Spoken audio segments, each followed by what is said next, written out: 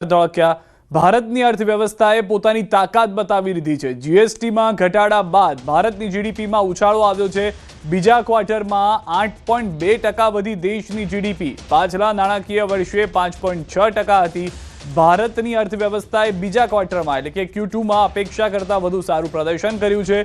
જુલાઈ September ત્રિમાસિક ગાળામાં દેશનો જીડીપી ગ્રોથ રેટ 8.2% રહ્યો, જ્યારે અંદાજ જે હતો તે 7.4%નો લગાવવામાં આવી રહ્યો હતો। વાર્ષિક ધોરણે જીડીપી ગ્રોથ 5.6%થી વધીને હવે 8.2% થઈ ગયો છે, જ્યારે ત્રિમાસિક ધોરણે જીડીપી ગ્રોથ રેટ 7.8%થી વધીને 8.2% નોંધાયો છે। આ જ રીતે GVA ગ્રોથ પણ મજબૂત રહ્યો અને વાર્ષિક ધોરણે 5.8%થી વધીને 8.1% થઈ ગયો છે, જ્યારે ત્રિમાસિક ધોરણે તે 7.6%થી વધીને 8.1% થઈ ગયો છે। તો ટેરિફ દબાણની વાતો થતી હતી, અલગ અલગ મુદ્દાઓને લાવી અને ભારતની અર્થવ્યવસ્થાને મજબૂતના બદલે ઢીલી કરવાની વાતો વિદેશી મીડિયામાં તે વિદેશી અહેવાલોમાં જોવા મળી હતી, પરંતુ ભારતે ફરી એક વખત સાબિત કરી દીધું છે કે આત્મનિર્ભરનો જે સંદેશો આપ્યો છે પ્રધાનમંત્રીએ, તેના પર દેશ આગળ વધી રહ્યો છે। વડોદરામાં એક વેપારીએ બીજા વેપારીને માર માર્યો છે। 7,000ની ઉઘરાણી માટે વેપારીએ માર માર્યો। કરિયાણાની દુકાન ચલાવતા વેપારીને માર માર્યો। આરોપીએ ફરિયાદીને ઢસડીને માર માર્યો। ફરિયાદી રાજેશને મોઢાના ભાગે ગંભીર ઇજાઓ પહોંચી છે। રાજેશને જડબામાં અને હાથમાં ફ્રેક્ચર થઈ ગયું છે। માર મારવાની ઘટના સીસીટીવીમાં પણ કેદ થઈ છે। રાકેશ શિયાપનાની ફરિયાદના આધારે કારેલીબાગ પોલીસે તપાસ શરૂ કરી છે। વધુ માહિતી ન્યૂઝ 18 સંવાદદાતા હાર્દિક પાસેથી મેળવીશું। હાર્દિક, વધુ એક એવી ઘટના કે જે કાયદા વ્યવસ્થાને લઈને સવાલ કરી રહ્યું છે, વેપારીને મારી રહ્યા છે, શું હતી સમગ્ર ઘટના જણાવશો? બિલકુલ, જો સિદ્ધાર્થ સમગ્ર મામલે વાત કરવામાં આવે તો એક વેપારીએ બીજા વેપારી પાસેથી 7,000 રૂપિયા જે છે તે લીધા હતા અને ઉઘરાણી સંદર્ભે જ આખી મારામારીની ઘટના જે છે તે સામે આવી છે। આ ટાયર સર્વિસની દુકાન ચલાવતા રાજેશકુમાર સિયપ્પાને અમાનુષી અત્યાચાર ગુજારવામાં આવ્યો। તેને સત્યન પટેલ નામનો જે એક વેપારી છે કરિયાણાની દુકાનવાળો, તેના દ્વારા ઢોર માર મારવામાં આવ્યો અને સમગ્ર જે ઘટના છે તેના સીસીટીવી ફૂટેજ છે એ પણ જોઈ શકાય છે કે એક વેપારી બીજા વેપારીને કઈ રીતે મુક્કા મારી રહ્યો છે અને ફરિયાદી જે રાજેશ છે તેને મોઢાના ભાગે ઈજાઓ પહોંચી છે, તેને સારવાર આપવામાં આવી રહી છે। જડબાના ભાગે અને હાથના ભાગે ફ્રેક્ચર થઈ ગયું છે, ત્યારે પોલીસે સમગ્ર મામલે ગુનો દાખલ કર્યો છે અને રાજેશ સિયાપાની ફરિયાદના આધારે જે સત્યન પટેલ છે તેની ધરપકડના ચક્રો ગતિમાન કર્યા છે। સિદ્ધાર્થ, આભાર હાર્દિક સમગ્ર માહિતી બદલ। એટલે એ વાર થોડું લેટ થઈ ગયું હતું, 1 મહિના જેવું લેટ થઈ ગયો હશે, તો બી મેં કીધું 2 દિવસમાં આપું છું, એ માન્યું નહીં ઓર મને ફોન ખેંચી લીધો, ફોન પડી ગયો મારો, પછી મને એકદમથી હાથથી ડખા માર્યું એટલે પાછળ પડી ગયો ફૂટપાથમાં તો પગ ઓછો થઈ ગયો એટલે એટલામાં તે ટોક મારવા માંડી જાનવર જેવો। ભરૂચથી સમાચાર, સામોજ ગામે પતિએ કરી પત્નીની હત્યા બાદ પતિએ દવા ગટગટાવી છે, હાલત ગંભીર છે। માથાના ભાગે ગંભીર ઇજા થતા પત્નીનું મોત નીપજ્યું છે। હત્યારા પતિએ ત્યારબાદ ઝેરી દવા પી લેતા તેને જંબુસર હોસ્પિટલ ખાતે ખસેડવામાં આવ્યો છે। સમગ્ર ઘટનાની જાણ વેડજ પોલીસને થતા પોલીસ ઘટના સ્થળે દોડી આવી વધુ તપાસ હાથ ધરી છે। વધુ માહિતી ન્યૂઝ 18 સંવાદદાતા ભાવિન પાસેથી મેળવીશું। ભાવિન, શું અપડેટ મળી રહી છે હાલમાં સમગ્ર ઘર કંકાસના કિસ્સામાં?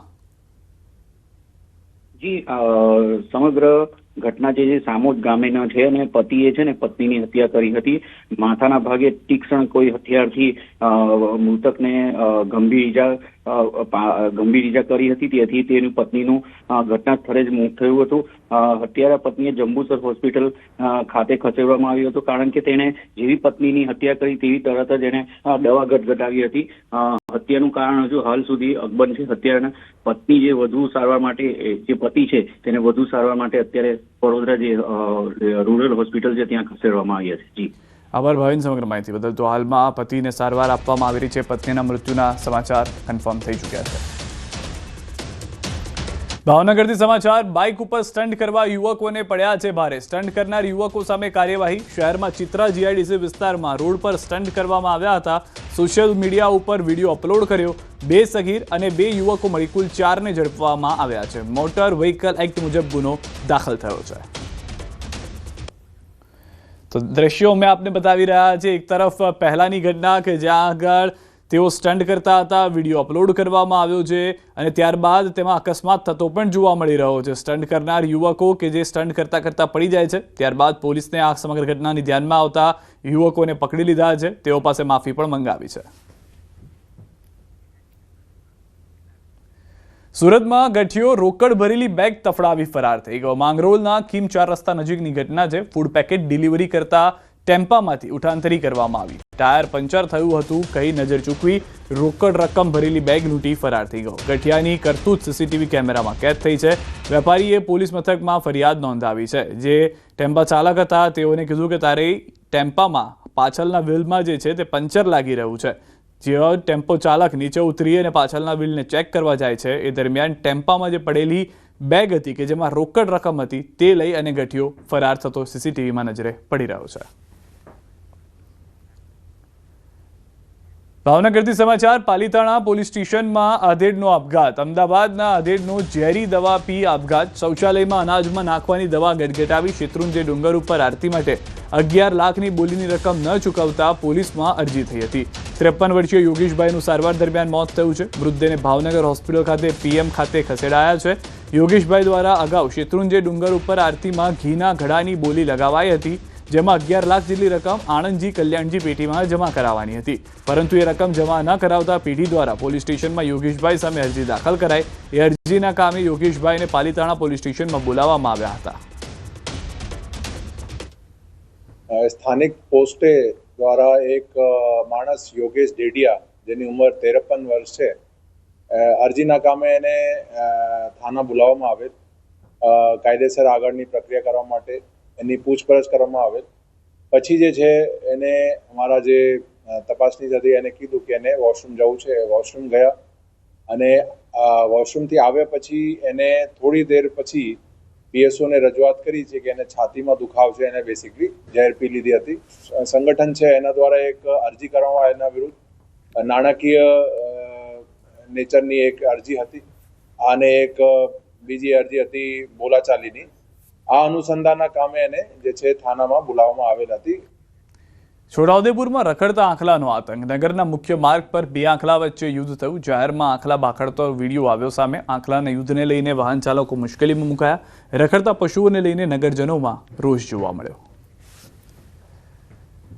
સરકારની 12મી ચિંતન શિબિર વલસાડના ધરમપુર ખાતે આવેલા શ્રીમદ રાજચંદ્ર આશ્રમમાં યોજાઈ રહી છે.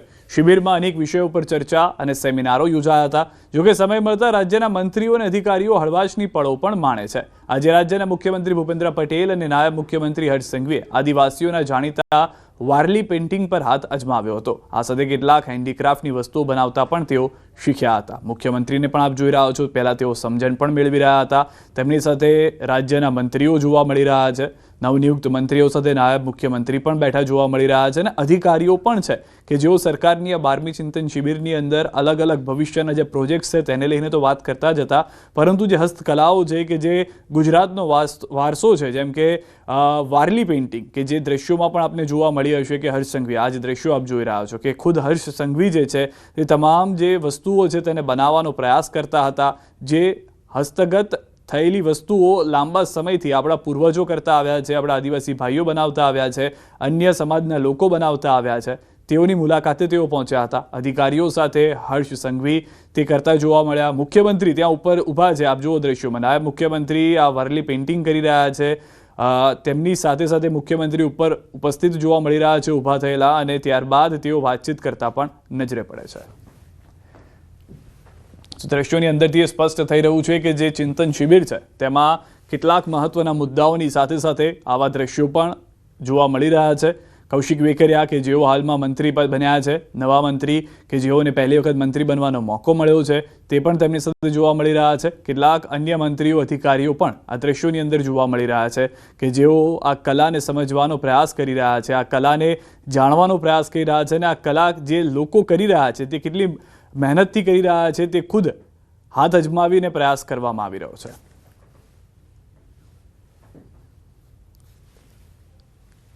સરકારની 12મી ચિંતન શિબિરનું આયોજન છે અને તેની અંદરના આ દ્રશ્યો અમે આપને બતાવી રહ્યા છે. બીજી તરફના એ દ્રશ્યો અમે આપને એ પણ બતાવી રહ્યા છે કે જ્યાં મુખ્યમંત્રી પણ નાયબ મુખ્યમંત્રી સાથે ઊભા જોવા મળી રહ્યા છે. વારલી પેઇન્ટિંગ તો હર્ષ સંઘવીએ કરી, પરંતુ નાયબ મુખ્યમંત્રી જ્યારે આ અલગ રીતના કાર્યક્રમની અંદર ઉપસ્થિત રહ્યા, સમજણ મેળવી રહ્યા હતા, ગ્લાસગોની અંદર જઈને આવ્યા છે તેઓ 2030 માટે અમદાવાદના યજમાન તરીકે હવે ત્યાં જોવા મળી રહ્યા છે. તો બીજી તરફના આ દ્રશ્યો અમે એ પણ બતાવી રહ્યા છે ચિંતન શિબિરના, કે જ્યાં આગળ અલગ અલગ કાર્યક્રમોનું પણ આયોજન કરવામાં આવ્યું હતું અને તેમાં પણ તમામ મંત્રીઓ જે છે તે ઉપસ્થિત રહ્યા હતા. વહેલી સવાર હોય ત્યારે મંત્રીઓની ઉપસ્થિતિ, અધિકારીઓની ઉપસ્થિતિ ત્યાં જોવા મળી રહી હતી. आदिवासी क्षेत्रों की पहचान है